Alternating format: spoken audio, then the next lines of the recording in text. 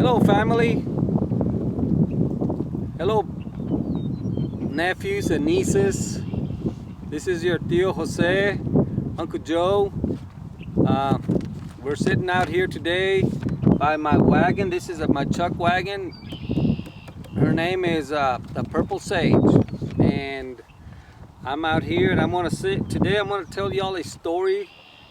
It's called My Grandfather's Barbershop. Did you know that your great-great-great-grandfather had a barbershop? He did, in Mexico, in Jimenez, Coahuila, Mexico.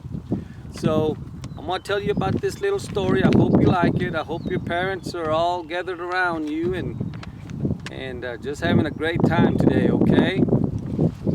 It was July, on a hot and dry day in a little Mexican village south of the Rio Grande. A quiet village full of simple people and horse-drawn wagons.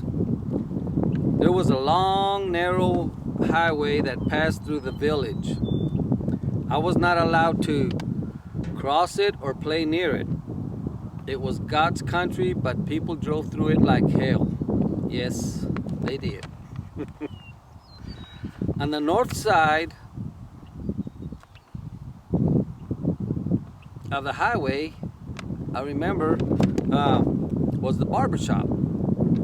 An adobe house painted with whitewash, which belonged to my grandfather. The barbershop was also used as a civil courtroom. Yes, my grandfather was the justice of the peace. The barbershop was kept clean. I made sure of it. My job was to sweep after each customer. The clippers and the shears were neatly placed on the workbench next to the law book and handgun, away out of my reach. The smell of hair tonic and talcum filled the air. The straight razor was always next to the soap mug filled with hot lather, ready for a quick shave. The walls in the room were filled with revolutionary pictures like Pancho Villa, Emilio Zapata, pictures of me, yes, a couple of pictures of me. Law and order was kept in perspective. The barber's chair was often used as a witness chair. It sat silent in the center of the room, with ivory arms, blue leather seat, and a razor strap. It stood alone like a conquistador in shining armor. If it could talk, it would tell you stories about the neighbor's dog eating another neighbor's chicken, the burrito bandit running off with a taco cart, the burros and mules that mindlessly wandered off into the neighbor's gardens, and other big people problems, but I wasn't allowed to stay for those, so they just sent me on to the house. I could play for hours in my grandfather's barbershop. I would go gather up my sister's dolls and have court of my own. I did try giving them a haircut once, I did. Ask your tia Yaya if you ever get a chance to. But it earned me only a good spanking. There were two big wooden framed windows on the south side of the shop facing the highway. The tapping of hooves on the paved road brought music to my ears. The smell of vendors outside selling tacos and caramel cones. We used to call them conitos, made out of leche quemada. Oh boy, they were awesome. Made my stomach growl, made my stomach hungry, okay? So I was often given a taco or a tortilla to sample, and then they'd send me on my way. Since there was no glass on the windows, it was easy for me to jump through and land on my stick horse.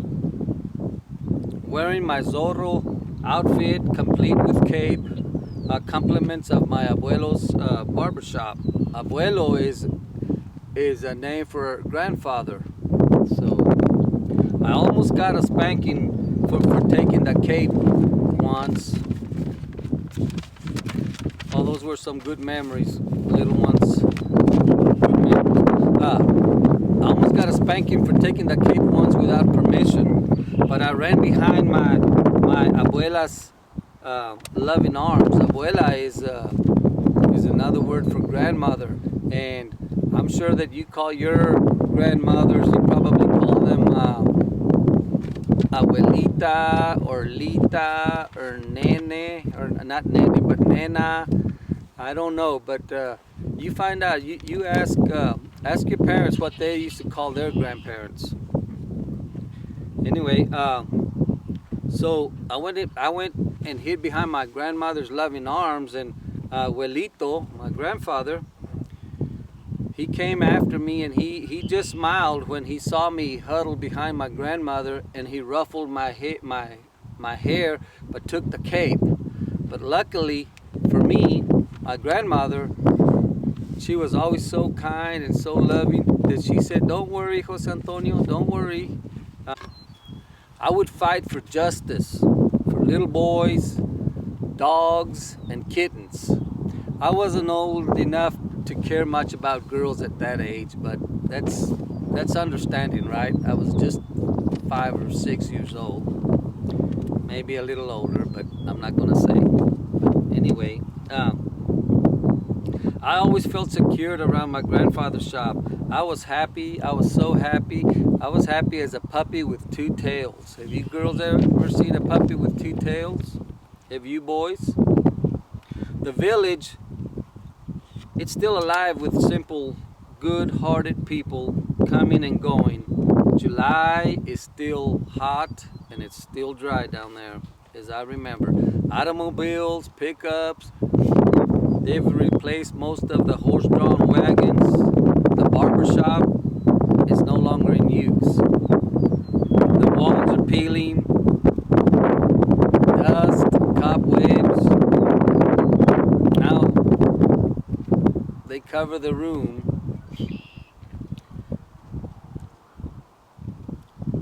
The barber's chair now stands alone. Its arms and seat are weathered. The razor strap is gone. My conquistador in the shining armor now stands frozen in time. As I enter a barbershop today, the scent of the talcum drifts through the air and it surrounds me and brings back great memories. As I reflect on my childhood days, the memories of my grandfather and his barbershop floods my mind. I cannot go back to yesterday, but the memories live on forever. I love you. This is Tío Jose or Uncle Joe. I hope that you and your siblings and your parents enjoyed the story.